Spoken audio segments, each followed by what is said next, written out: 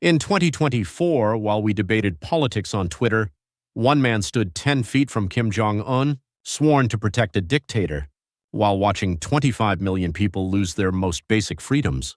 Park Seong-chul was an elite bodyguard in North Korea's Guard Command, living a privileged life that most North Koreans could never imagine. But a single classified document changed everything. When he saw the truth that South Koreans lived 60 times better than his own people, he made an impossible choice. He risked 3 generations of his family to give his children what we take for, granted every single day freedom. If these stories matter to you, please subscribe and hit the notification bell. Your support helps us bring these untold stories to light. Together, we can be a voice for those who cannot speak. Now I'll translate this Korean script into natural, engaging English for American middle-aged audiences, following all the guidelines provided in your detailed prompt.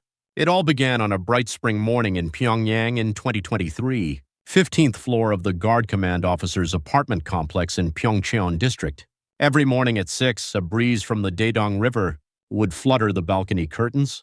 That's how I'd wake up to that sound.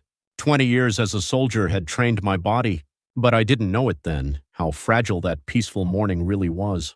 "Honey, wake up." I made coffee. My wife's voice drifted from the kitchen. Our place always smelled like fresh beans, Vietnamese beans from the foreign currency store. How many homes in Pyongyang could afford real coffee?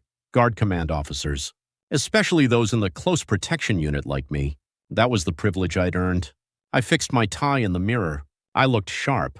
6 foot tall, 175 pounds, honed by daily workouts and special training. Black suit, white shirt, starched tie. The man in the mirror was the picture of the Republic's elite. Dad, we're going on a field trip today." My 12-year-old daughter, Sujin, burst out of her room. 5th grade at Seoul Elementary, one of the best schools in Pyongyang. Only Guard Command children could attend. She wore her red necktie and Young Pioneers uniform, practically bouncing with excitement. "Hey, what did your mom pack for lunch?"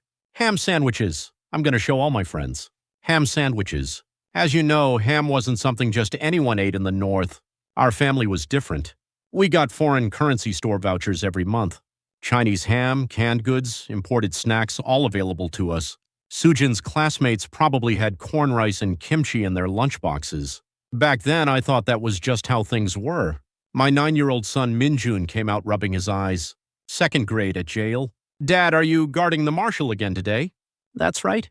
Dad protects the marshal. When I grow up, can I be like you?" "Of course. You'll be a guard, too." I ruffled his hair. His eyes sparkled. Back then, I was proud of that. I wanted my son to have the honor of serving the supreme leader, just like me. Now thinking back, I'm ashamed. 7 in the morning. A black sedan waited in front of our building, Volkswagen Passat, assigned by the Guard Command. Most cars on Pyongyang streets were beat-up Chinese trucks or electric trams. We drove German sedans. I drove toward Mansudae. The scene outside the window caught my eye. Apartments lining the Daedong River, sunlight glittering on the water. The Yushe Tower in the distance. A beautiful view. But duck into any side street and it was different. Paint peeling off old buildings. No electricity in half the homes. I just drove past. Never gave it a second thought.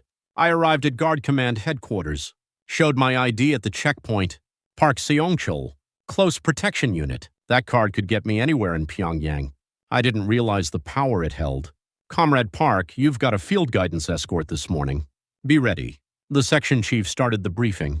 Marshal Kim Jong-un was visiting a newly built children's hospital in Pyongyang. Our close protection unit rode in the marshal's vehicle, or stayed within 10 feet during movement. "Be extra careful today. Foreign journalists will be there." Understood. 8 of us responded in unison. Every close protection guard was over 6 feet tall and had completed special training. Among them, I had top marks in shooting, combat, and driving. That's how I earned the honor of riding in the marshal's car. 10 in the morning. The marshal's motorcade departed. I sat in the front passenger seat of a Mercedes limousine. The driver in front, the marshal in back. 5 security vehicles flanked us. Outside the window, Pyongyang citizens waved and cheered. Prearranged, of course. But back then, that seemed normal. It was an honor to see the marshal. We arrived at the children's hospital. The new building gleamed in the sunlight. When the marshal stepped out, we scanned the perimeter 360-degree surveillance, watching for any suspicious movement ready for emergencies. Second nature. The marshal entered the hospital. We followed at a precise distance. As we moved down the corridor toward the ward, a little girl suddenly ran out. She looked about 6, a leukemia patient. Her hair had all fallen out. As she ran toward the marshal, I moved instinctively, but the marshal raised his hand.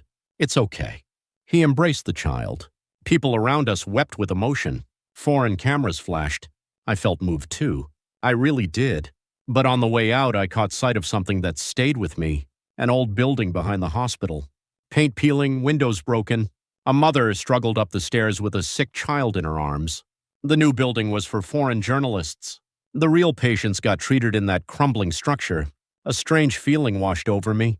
Something's wrong here. But I shook it off. I'm a guard. I don't need to think. I just protect. That evening, I came home to a full dinner table. Chinese pork, kimchi stew, soybean paste soup, white rice.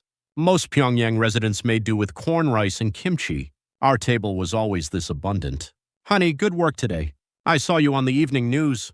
"Dad was on TV." Sujin's eyes sparkled, just for a second. Next to the marshal. "Wow, our dad's the best." The kids were thrilled. I ate, but the food tasted off that day. The child I'd seen earlier, the mother and child behind the hospital. They kept coming back to me. After dinner, I stepped onto the balcony. The Pyongyang skyline spread out beyond the Daedong River. The Ryugyong Hotel lit up. The Yusha Tower glowing, streetlights at Kim Il-sung Square. Beautiful. But beyond those lights, in the dark patches, countless homes with no electricity. It's okay. I'm privileged. My family is safe. That's what I told myself. But my chest felt tight, like a crack was forming about to split wide open. That night I held my wife's hand in bed. "Honey, we're happy, right?" "Of course.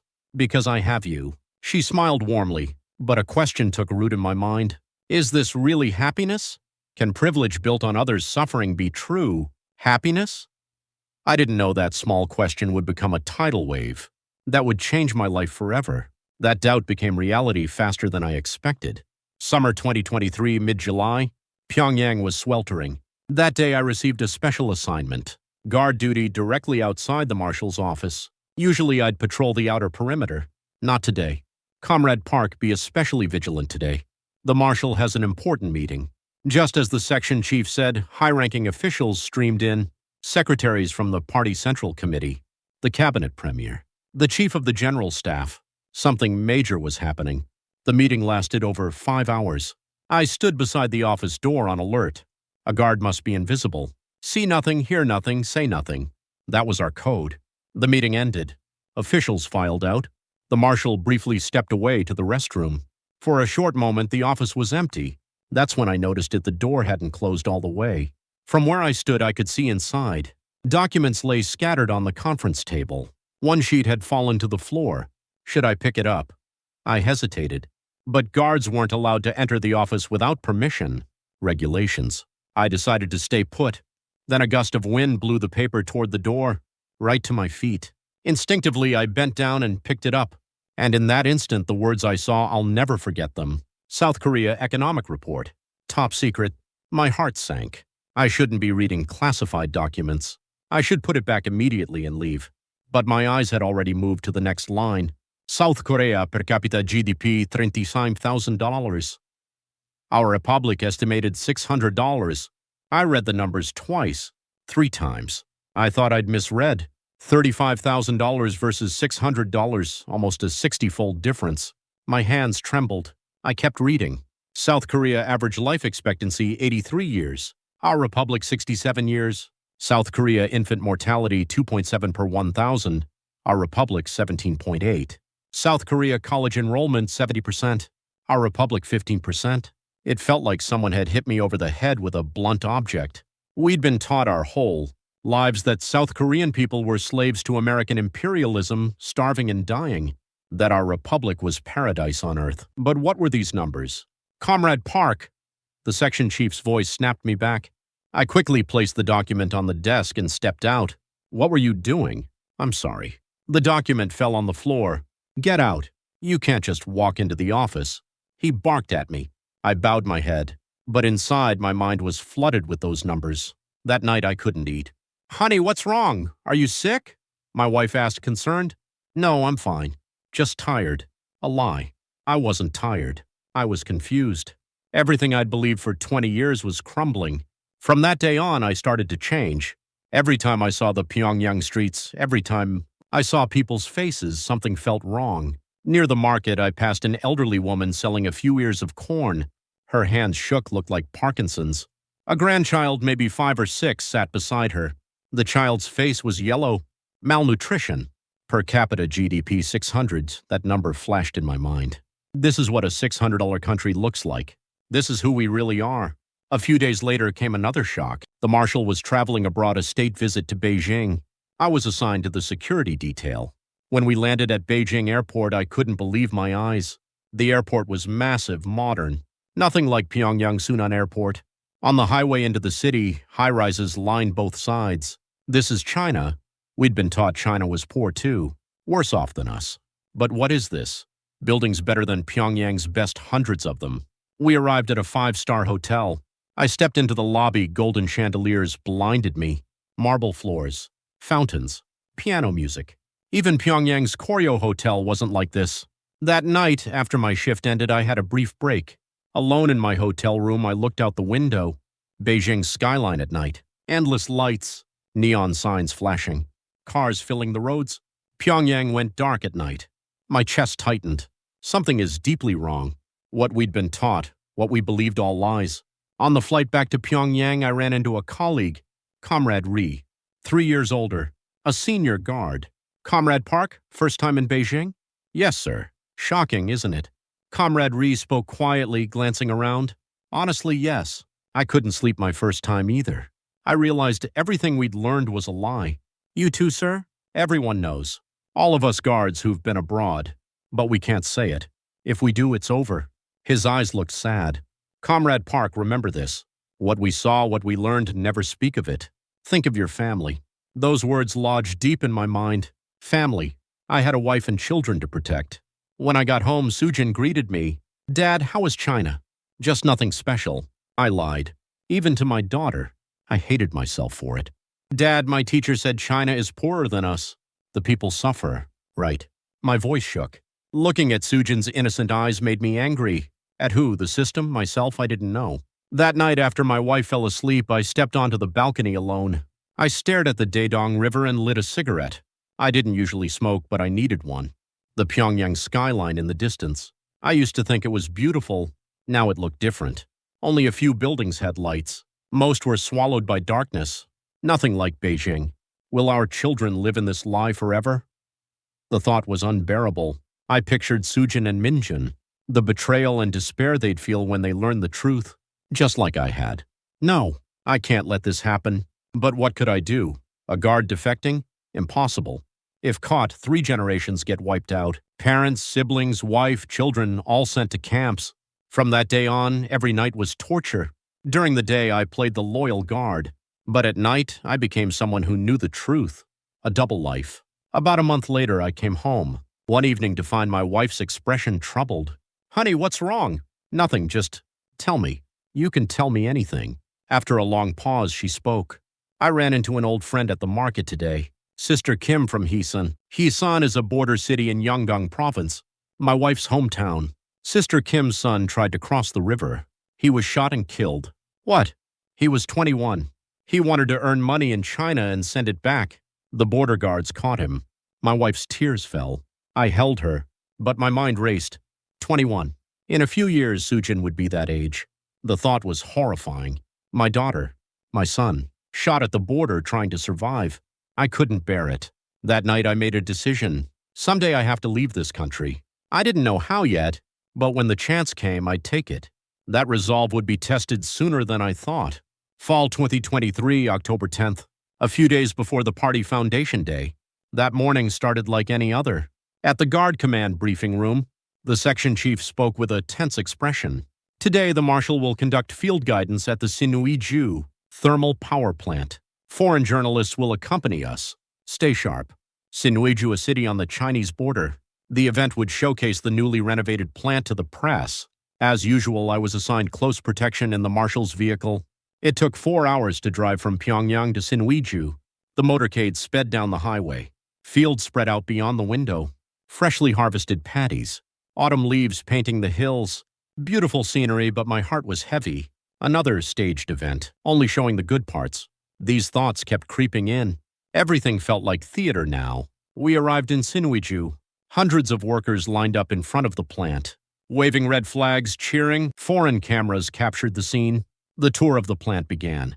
State-of-the-art turbines, spotless control rooms, smiling technicians, a perfectly prepared stage. But behind the building, I could see the old smokestacks belching black smoke. I wasn't the only one who noticed. After the inspection, we moved to a second-floor conference room. Climbing the stairs, foreign journalists followed. Then it happened. The marshal stepped on an uneven stair. His foot slipped. His body lurched forward. He was about to fall. I was 3 feet behind. I reacted without thinking, thousands of drills. No time to hesitate. I grabbed the marshal's arm. At the same time, I supported his shoulder to stop the fall. The marshal's weight leaned into my arm. "You're safe, Marshal." I carefully steadied him. Other guards rushed over. "Thank you." The marshal spoke briefly, straightened his clothes, and climbed the stairs, as if nothing had happened. The foreign journalists only caught his back. The crisis had passed. Or so I thought. How wrong I was. On the drive back to Pyongyang, the section chief approached me. "Comrade Park, good work today. Your response was excellent." "Thank you." But his expression hardened. "Did you grab the marshal's shoulder?" "Yes, sir. He was falling. I steadied him." "You should have only held his arm." "Yes." My heart sank. "You know the rules. Touching the Supreme Leader's body without permission is a violation." "But he was falling." I know. It's not your fault.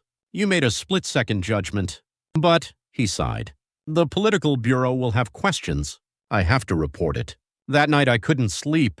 I saved his life and now it's a crime? Does that make sense?" But in North Korea it did.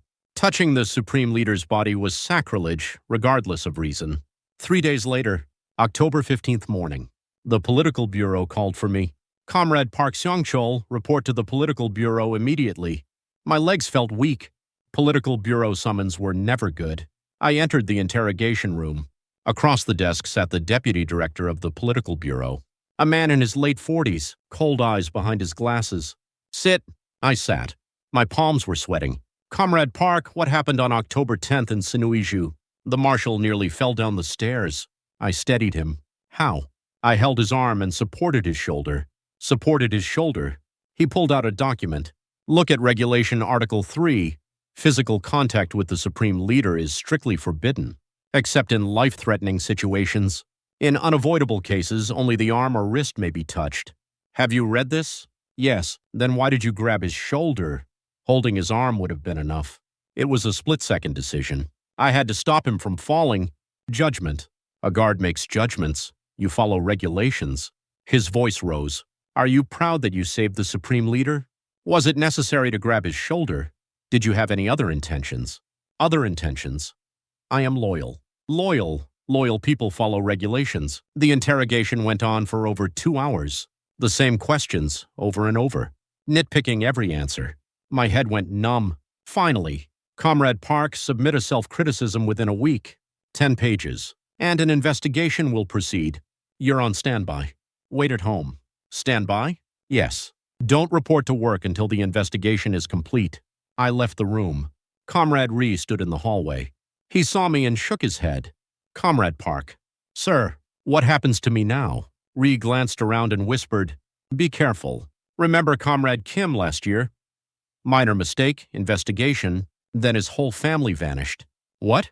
"Political prison camp. Wife and kids, too." Chills ran through my body. "Comrade Park, prepare for the worst. Understand?" His eyes held meaning, like he wanted to say something but couldn't. The drive home felt endless. I stopped the car on a bridge over the Daedong River, leaned against the railing, looked down at the water. The whole family vanishes. I saw my wife's face, Sujin smiling, Minjun calling for me, those children dragged to a camp. Because I saved the marshal, rage surged through me. I slammed my fist into the railing. My hand bled, but I felt nothing. Is this a country? Saving a life becomes a crime. Is this a country? The doubts I'd held turned to certainty in that moment. This country is wrong. Completely, utterly wrong. When I got home, the sun was setting. I opened the door. My wife was preparing dinner. "Honey, why are you home so early?" She saw my expression and froze. What happened? The kids were in the living room, Sujin doing homework, Minjin playing with a toy car. Dad! Minjin ran to me, smiling brightly. That innocent face. Tears welled up. Minjun! I held him tight. My wife approached. Honey, what's going on? Tell me. I sent the kids to their room. Then I told my wife everything. What happened in Sinuiju, the political bureau interrogation, the standby order, Comrade Ree's warning. My wife's face went white. We're in danger. I don't know. But worst case, the camps. No.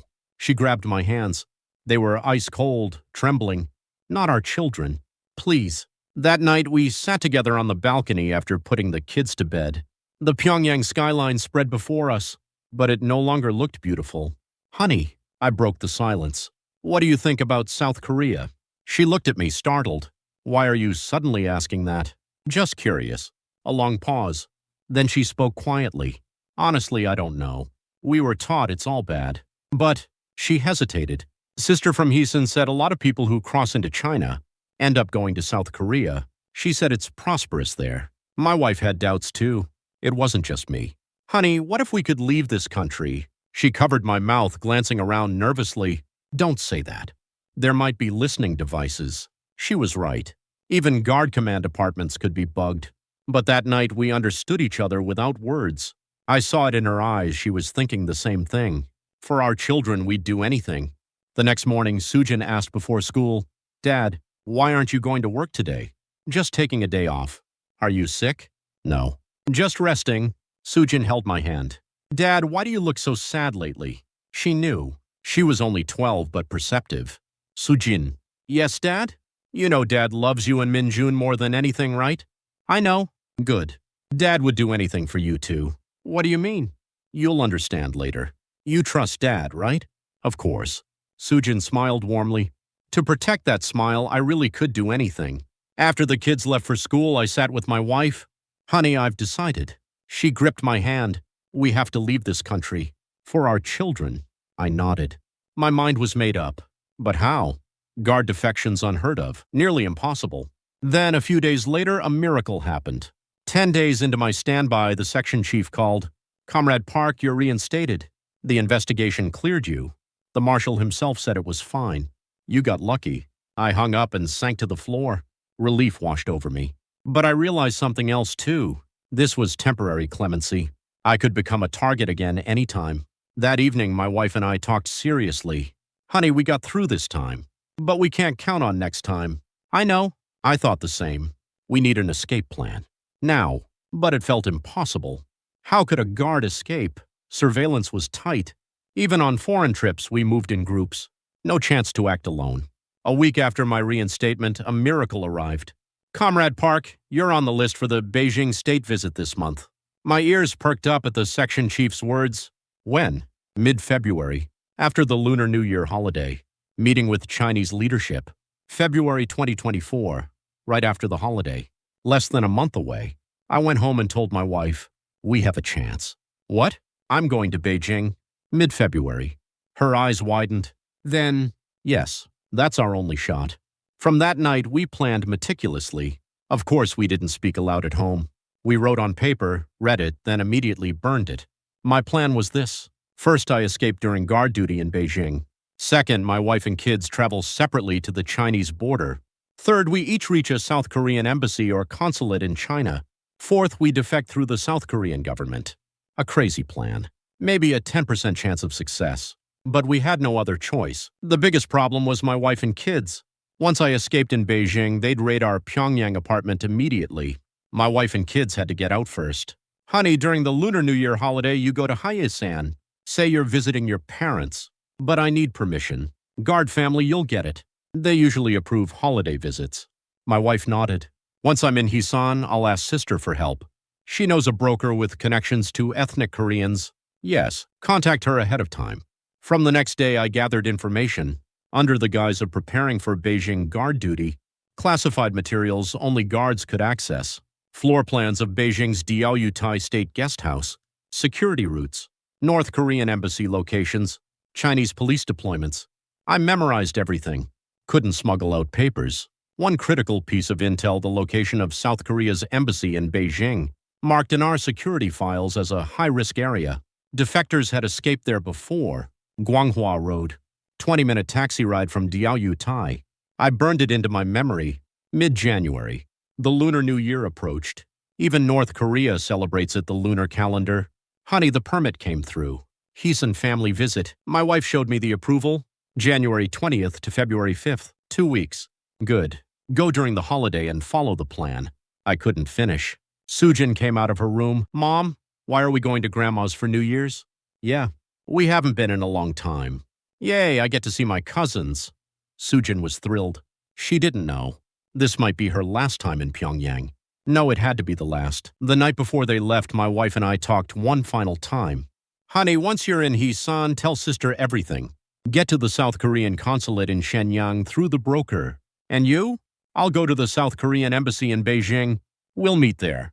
In South Korea. What if we fail? We won't. We have to succeed. For the kids. Tears welled in my wife's eyes. I'm scared. I'm scared too. But we have to do this. We held each other tight.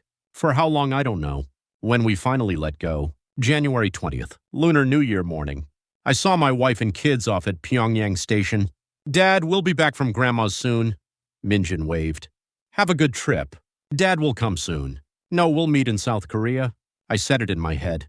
The train pulled away. The children waving through the window grew smaller and smaller. Tears came, but I held them back. A guard crying at Pyongyang Station would raise suspicion.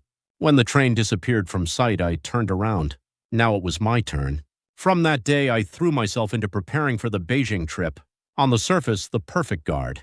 Inside, I ran escape simulations hundreds of times. Say I'm going to the bathroom and slip away. Change into Chinese clothes.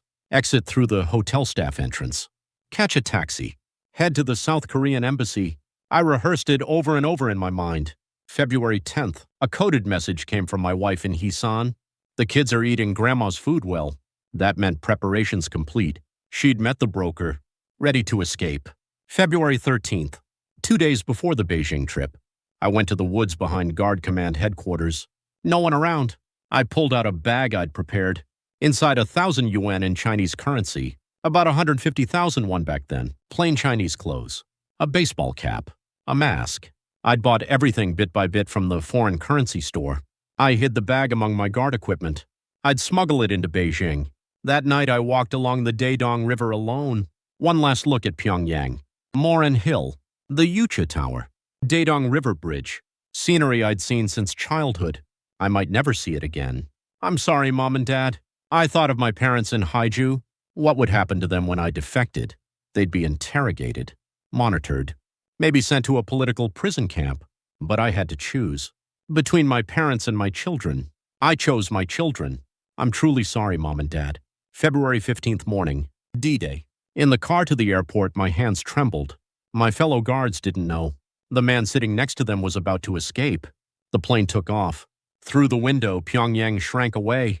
Goodbye, Pyongyang. Farewell, North Korea. I said it in my heart.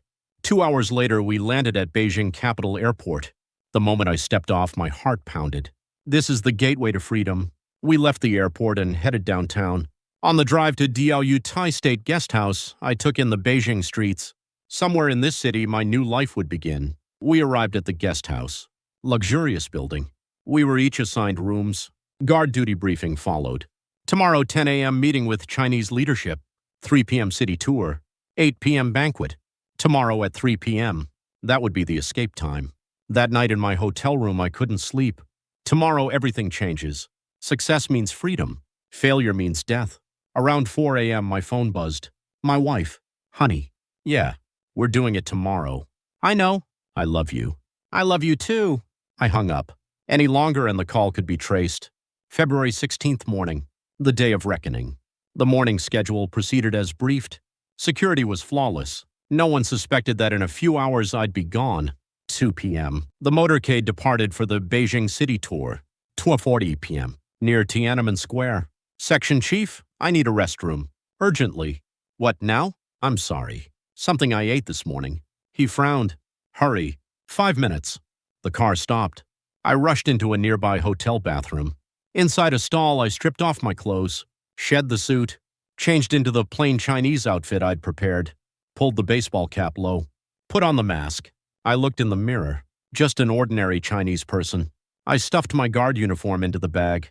Deep breath. Now, I walked out of the bathroom, crossed the hotel lobby, headed for the staff exit. No one questioned me. I stepped outside. Beijing streets. Freedom. I raised my hand. Hailed a taxi. Guanghua Road. South Korean Embassy. The driver pulled away. I sat in the back and stared out the window. My heart raced like mad. I did it. Phase 1 complete. But the real danger was just beginning. The taxi drove through downtown Beijing. High-rises flashed past the window. 10 minutes. The driver's words. I nodded. But inside I was anxious. By now the section chief had noticed. I'd been gone 15 minutes. I pulled out my phone. Turned it off. To avoid GPS tracking.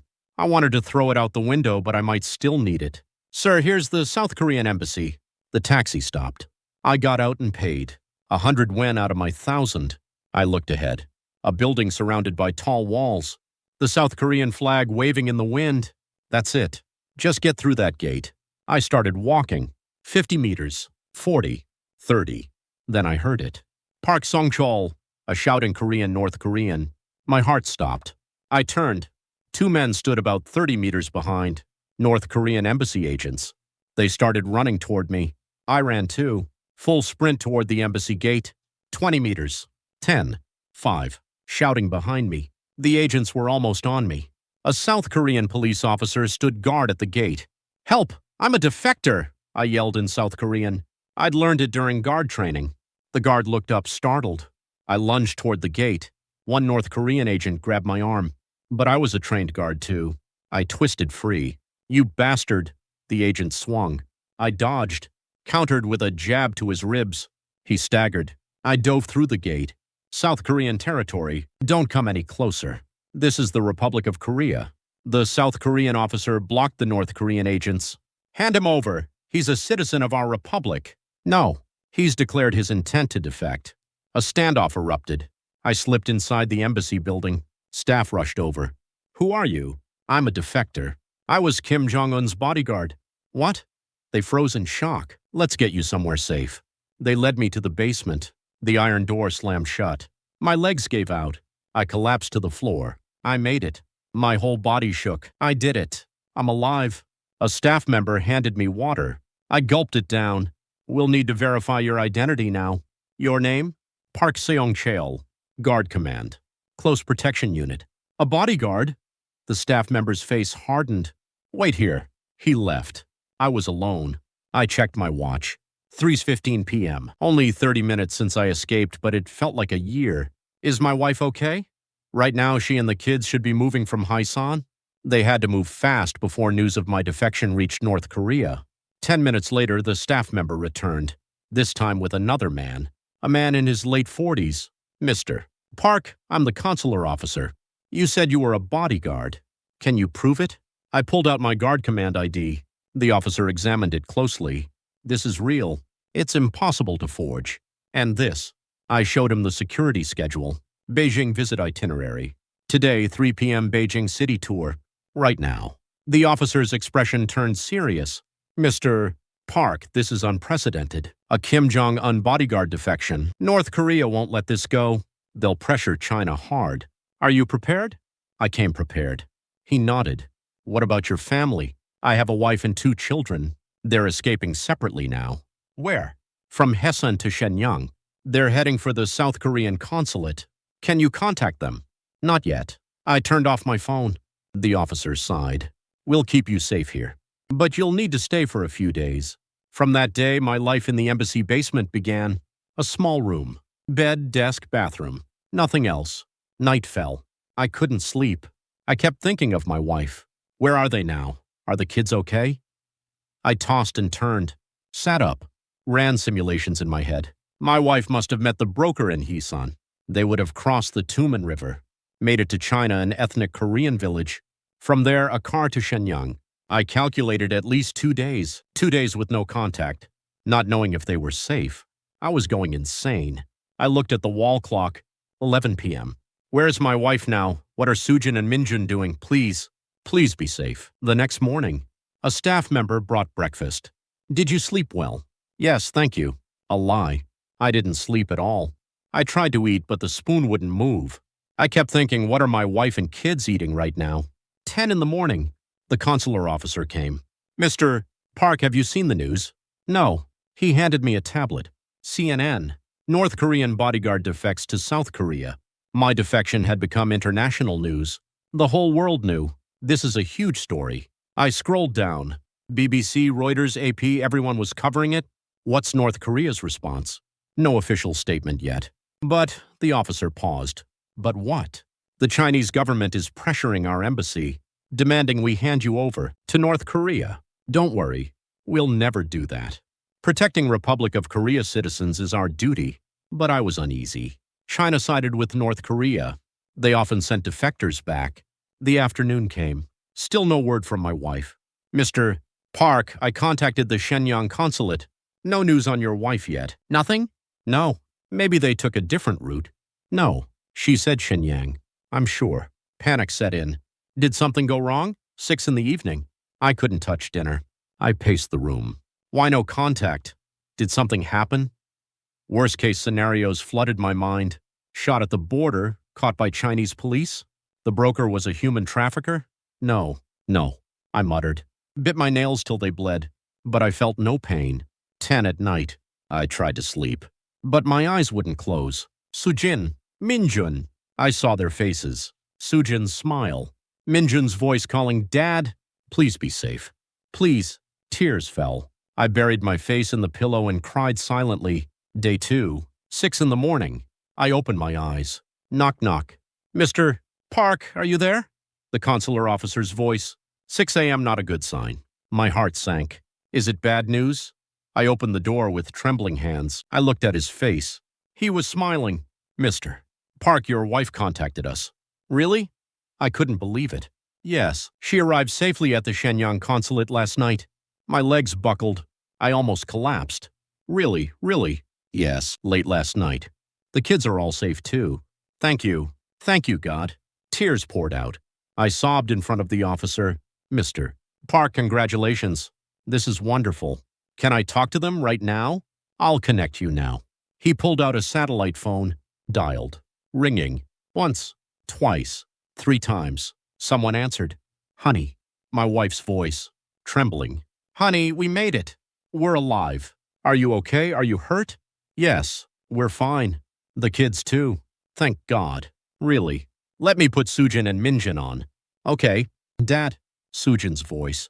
She sounded scared. Sujin, are you okay? Yes, but I was so scared, Dad. It's okay now. We'll see each other soon. Really? Yes, I promise. Dad. Minjun's voice came on. Minjun, my son. I miss you, Dad. Me too. Just wait a little longer. We'll meet soon.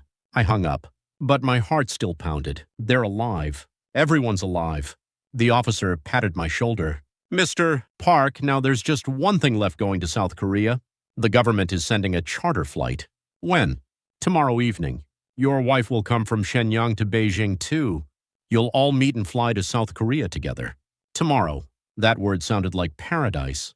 I'd see my wife and kids, hold Sujin, take Minjin's hand, and go to South Korea, the land of freedom. Before bed, one last thought. We did it. We really did it. Beijing, South Korean embassy basement.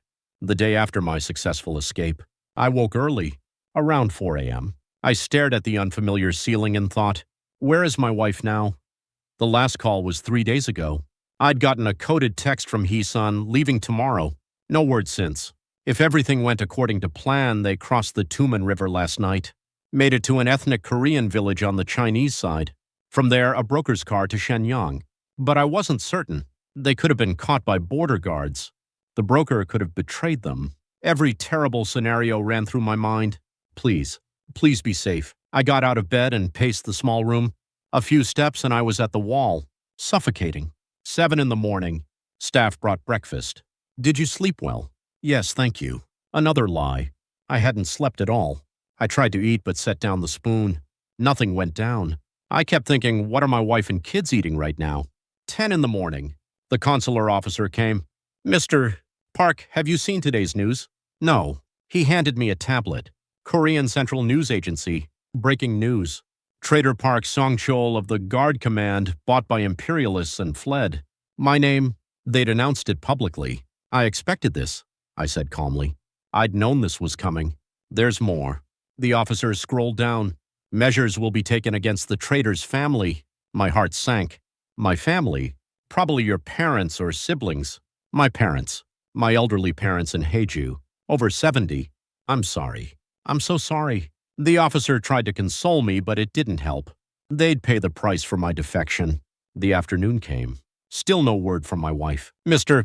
Park, I contacted the Shenyang consulate. No news on your wife yet. Nothing? No. Maybe they took a different route. No. She said Shenyang. I'm sure. Dread crept in. Did something go wrong? 6 p.m. I couldn't eat dinner. I paced. Why no contact? The worst scenarios flashed through my mind. Shot at the border, caught by Chinese police, the broker a trafficker. No, I muttered. Bit my nails. My fingers bled, but I felt nothing. 10 at night. I tried to sleep, but couldn't close my eyes. Sujin. Minjun. Their faces. Sujin smiling. Minjun calling for me. Please be safe. Please. Tears fell. I buried my face in the pillow and cried without sound. Day 2. 6 in the morning. I opened my eyes. Knock, knock. Mr. Park, are you there? The consular officer. 6 a.m. something's up. My heart sank. Bad news? I opened the door with shaking hands. His face. He was smiling. Mr. Park, your wife contacted us. Really? I shot up. Yes. She arrived safely at the Shenyang consulate. The kids too? Yes. Everyone's safe. I collapsed. No strength left in my legs. They're alive. All of them. Can I talk to them? Right now. He handed me a satellite phone. It rang. Honey. My wife's voice. She was crying. Honey, we made it. We're alive. Are you okay? No injuries? Yes. The kids are fine too. Tell me everything. My wife began her story. She met sister in Heesun. Sister introduced her to an ethnic Korean broker, someone trustworthy. February 16th night. They crossed the Tumen River. The river was frozen solid. They walked across. She held the kids' hands and walked through darkness. Minjun was terrified. He kept saying, Mom, I'm scared. You went through so much. But then border guards passed by. We lay flat, held our breath. I covered Minjun's mouth. My wife's voice shook. I really thought we'd die there. But they passed. Yes, a miracle. They made it to the Chinese side. Got in the broker's car. Hid in the back of a cargo truck all the way to Shenyang. 2 days in that truck. Barely any water. The kids suffered so much. It's okay now. It's over. Honey, my wife cried. I cried too. We hung up. The officer patted my shoulder. Thank God. Really? Thank you. Thank you so much. That day felt lighter. Just knowing my wife and kids were alive changed everything. But that evening, more news came. Mr. Park, news from North Korea. The officer entered with a grim look. What? The entire guard command is under investigation. Every guard in your unit has been detained. Comrade Ri too? Yes. Over 10 arrested. My chest tightened. Comrade Ri had been good to me. Warned me. And your parents too. What happened to them? They were transferred from Haeju to Pyongyang. Under interrogation. I clenched my fists. I'm sorry, Mom and Dad. But there was no going back. Day 3. Finally, good news came. Mr. Park, the South Korean government is sending a charter flight. Really? Yes. Tomorrow evening. Departing from Beijing Airport. Your whole family will board and fly to South Korea. China agreed? Yes. The South Korean government handled it diplomatically. Thank you. Really? I broke down crying. The officer teared up too. Your wife is traveling to Beijing tomorrow afternoon. You'll meet at the airport. Tomorrow? Yes. Tomorrow. That night I couldn't sleep. Tomorrow I'd see my wife and kids. We'd go to the Republic of Korea. I tossed and turned until dawn. Barely slept. The next afternoon, I rode in an embassy car to the airport. Nervous? The officer asked. Yes. Feels like a dream. It's about to be real. We arrived at the airport VIP terminal. Escorted to a waiting room. I checked my watch. 5 p.m. My wife would arrive at 6 p.m. That hour felt like a day. I sat, stood, paced. 5:30, 5:40, 5:50, 6 o'clock. The door opened. Honey, my wife walked in. Sujin and Minjun were with her. Dad! The kids ran to me. I held them tight. My wife, too. We're alive. We all made it. The four of us cried together. The officer and staff cried, too. We sobbed for a long time. How long? I stroked the children's faces. Sujin, were you scared? Yes, but it was okay. Mom was with me. Me too. But I missed you, Dad. Me too. So much. My wife held my hand. Honey, is it really over? Yes, it's over. This is the beginning. A new beginning. 6:30. Boarding announcement. Mr. Park and family, please board. We walked to the plane. A charter flight with the South Korean flag painted on it. We climbed the stairs. The kids looked around in wonder. Wow, a plane! Minjun was thrilled. Their first time on a plane. We took our seats. My wife and I side by side. The kids in front? I looked out the window. Beijing airport lights. Preparing for departure. The plane started moving. Gained speed on the runway, then lifted off. The ground fell away. Beijing grew small. The lights faded. Honey, look. My wife pointed out the window. The western sky glowed red. Sunset. Beautiful. Our new life will be this beautiful too. I nodded. I hoped so. About an hour later, the captain announced, "We're about to enter Republic of Korea airspace." My heart raced. Sujin, Minjun, we're almost in South Korea. What's South Korea like? A free country. You can do anything. Can we go to school? Of course. You'll make lots of friends. The kids looked out the window with anticipation. Then I saw it. A city blazing with light. That's Seoul, the officer said. Endless lights spread out. Nothing like Pyongyang. 10 times no, 100 times brighter. Wow. The kids gasped. The plane began its descent. The city grew closer. Thud. The wheels touched down. Incheon Airport. We'd arrived. The plane stopped. The door opened. Shall we? We walked down the stairs. Cold night air hit my face. February in South Korea. Dad, is this South Korea? Yes, Minjun. This is our new home. Unification Ministry staff waited. Welcome. Congratulations on arriving in the Republic of Korea. I shook hands. Warm hands. We headed to immigration. A staff member stamped our passports. Mr. Park and family entering as Republic of Korea citizens. February 25th, 2024. The day our family found freedom. We exited the arrival hall. Journalists swarmed. Mr. Park, a word please. You were Kim Jong-un's bodyguard? Camera flashes exploded.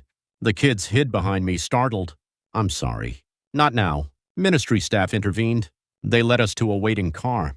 As soon as we got in, they closed the door. Reporters knocked on the windows, but we drove off. Startled. We couldn't control the media. Sorry. It's okay. I expected it. But the kids looked frightened. My wife held Sujin and Minjun close. It's okay now. They're not bad people. The car headed to Anseong Gyeonggi Province. Hanawan, a facility for resettlement education for defectors. After an hour, a building appeared in the darkness. This is Hanawan. You'll live here for about 3 months.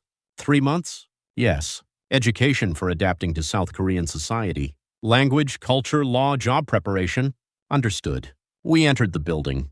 Clean hallways. Fluorescent lights. Different from North Korean buildings. Our assigned room was a 2-bedroom unit. Small but cozy. Wow, we're living here. Sujin was thrilled. Yes. For now. There's a TV too. Really, a TV?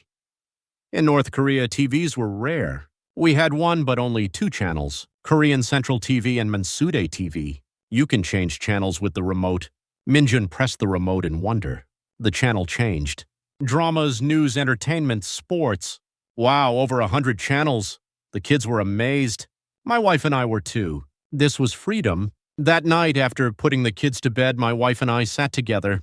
Honey, look at the news. She turned on the TV. 9 o'clock news. Kim Jong-un bodyguard defector arrives in South Korea today.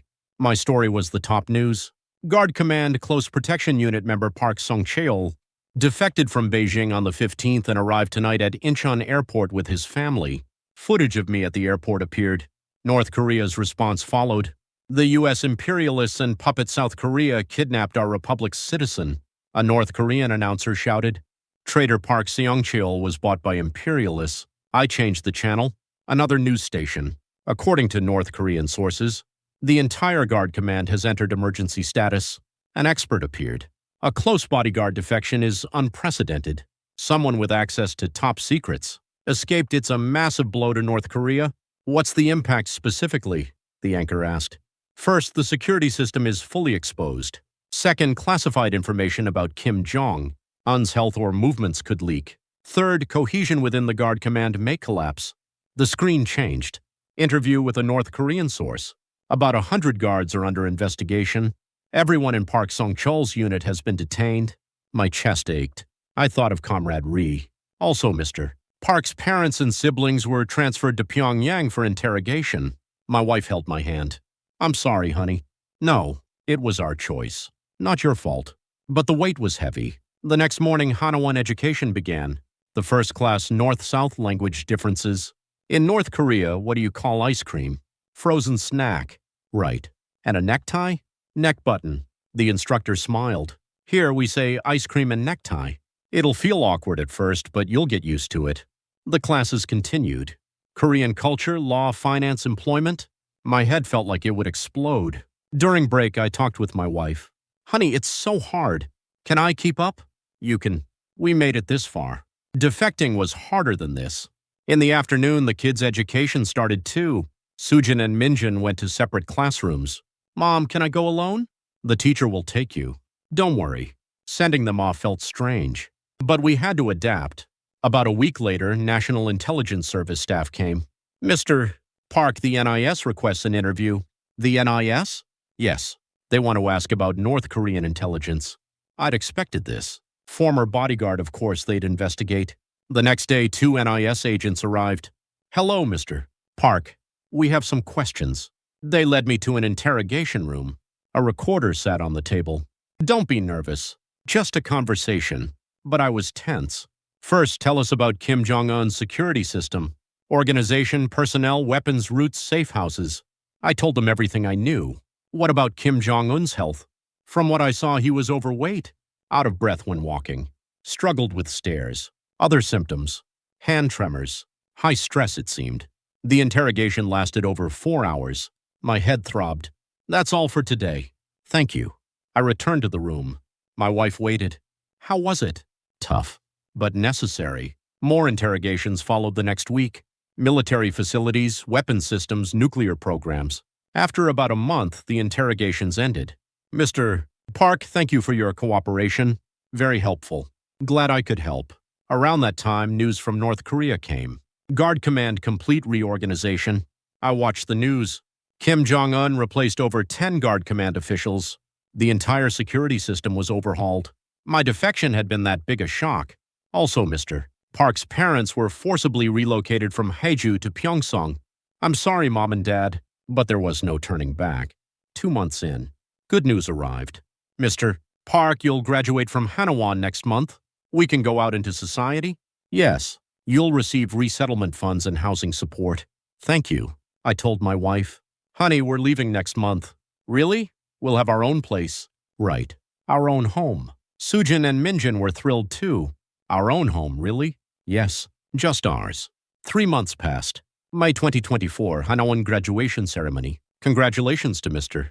Park and family on completing the program. I received the certificate. A new beginning. Live proudly as citizens of the Republic of Korea. The director's words touched my heart. On the day we left Hanawan, I looked back. The building we'd lived in for 3 months. Goodbye, Hanawan. Thank you. We got in the car. Headed to our new home in Hwaseong, Gyeonggi Province. We arrived. A 2-bedroom villa on the 2nd floor. Small, but ours. Wow, our home! The kids ran around. Honey, our home. Really ours. My wife cried. So did I. I locked the door. Our space. No surveillance. No wiretaps. Honey, this is the beginning. Yes, a new life. I looked out the window. An ordinary residential neighborhood. A free country. The Republic of Korea. That night, our whole family gathered in the living room. Should we pray? My wife asked. Religion was banned in North Korea, but here we were free. Thank you, God, for bringing us here. My wife prayed. The kids bowed their heads too. Please watch over those still in North Korea, so they can find freedom someday. My chest tightened. Comrade Ri, colleagues, my parents. Amen. I lifted my head. Sujin and Minjin smiled. Dad, we're happy now, right? Yes, we're happy. All of us. But part of me still ached. For those left behind in North Korea. Still, we had to live. Freely. Proudly. That's why we defected. June Chotinisusi, Hwasong Gyeonggi Province. Our living room. Morning sunlight streamed through the window. An ordinary neighborhood. An ordinary morning. But to me it was a miracle. Honey, breakfast is ready. My wife set the table. Soybean paste stew, rolled omelet, kimchi, rice, a typical Korean home meal. Mom, this is good. Minjin ate the omelet happily. You like Korean food? Yes. It's like North Korean food, but better. That was true. Same heritage, so the food was similar. But different too. Richer seasoning. Fresher ingredients. Dad, school today? Sujin asked. She'd started middle school nearby a week ago.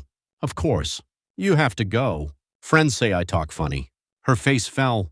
It's okay. You'll get used to it fast. Dad was like that too. Really? Yeah. And now I'm fine, right? Actually, I still felt awkward. My accent was different. Word choices too. Comrade instead of friend. Frozen snack instead of ice cream. Hurry instead of quickly. But I was adapting. Slowly. We sent the kids to school. I left too. Job training academy. Hello, Mr. Park.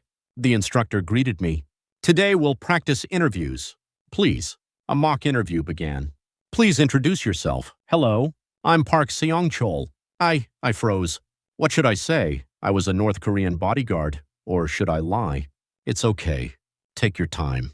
The instructor encouraged me. I want a new start. I'll work hard. Awkward. But sincere. After class on my way home, I stopped at a convenience store. Welcome. The clerk greeted me. A casual greeting, but to me it was special. In North Korea, store clerks didn't greet customers. I browsed the snack aisle.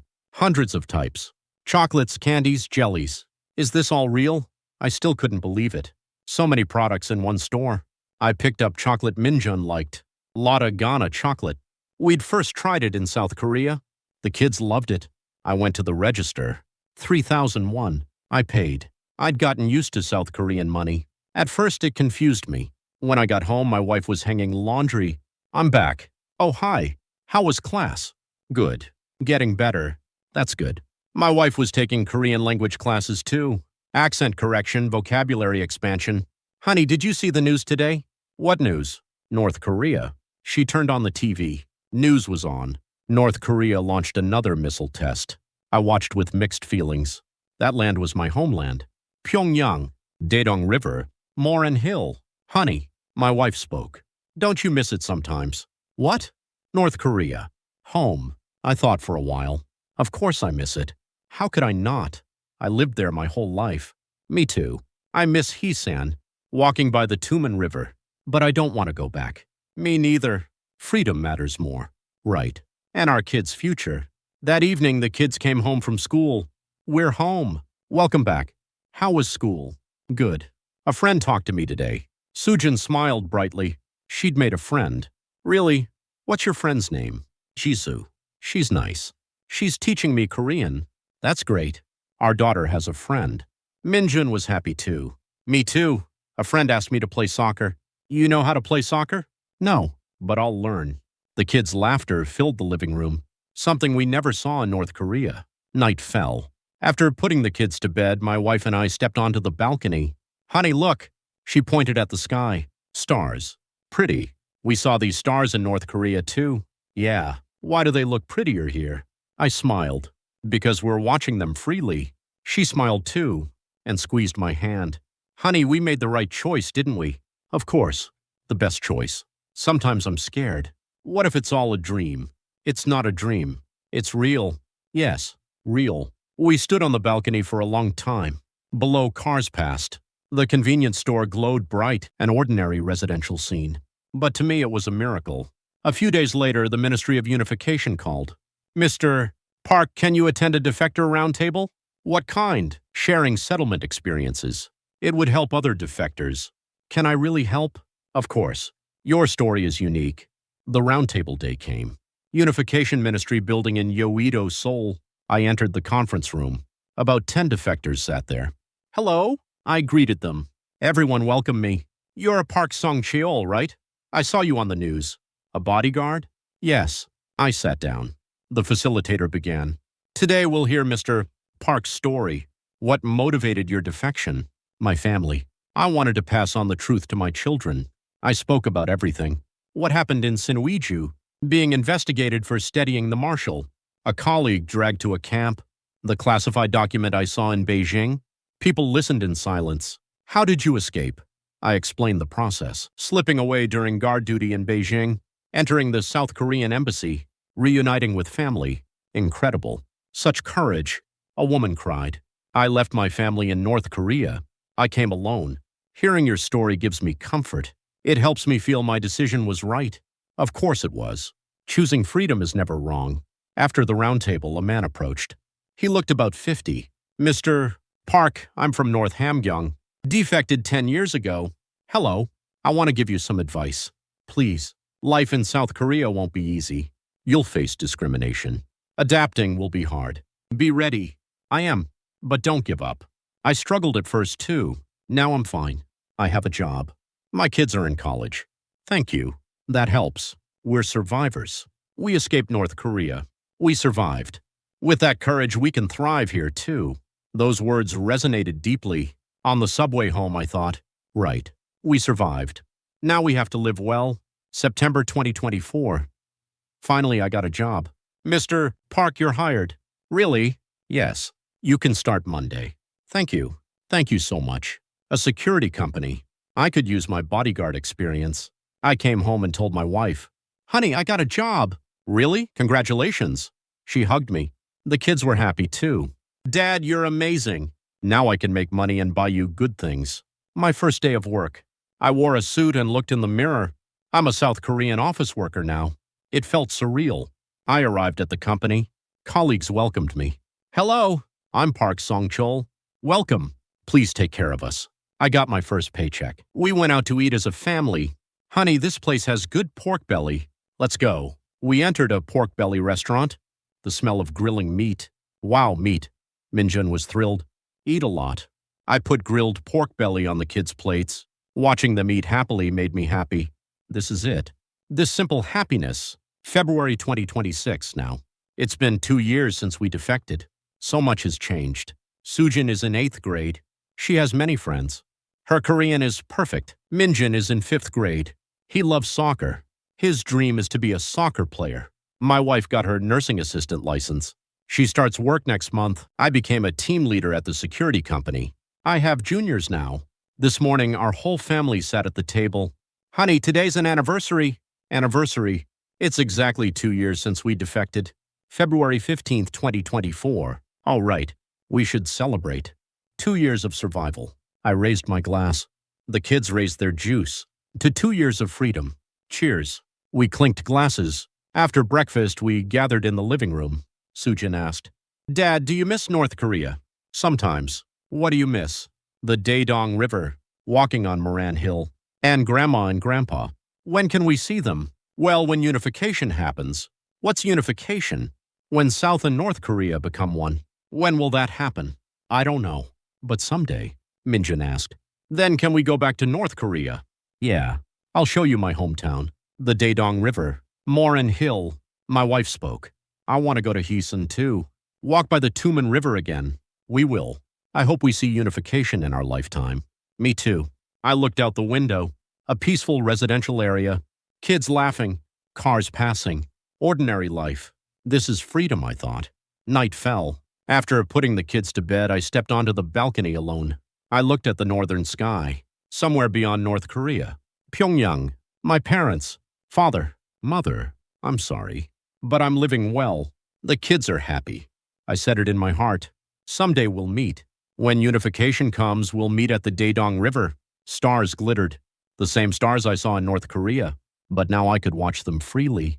Honey, what are you doing? My wife came out, looking at stars. They're beautiful. I hope our life shines like them. It already does. Enough. She held my hand. Honey, I love you. I love you too. We looked at the stars for a long time. Then I realized freedom isn't something grand. Holding hands with the person you love, watching stars, hearing your children's laughter, waiting for tomorrow without fear. That's freedom. I risked my life to defect for that freedom. And I have no regrets. Right now, 25 million people still live in North Korea. My parents, colleagues, friends. I hope they can enjoy this freedom someday. Until the day unification comes and everyone can live freely. Until then, I'll live hard here, not as a defector, as a citizen of the Republic of Korea. And someday I want to tell those left in the North freedom is truly beautiful. I hope you experience it too. That's my hope.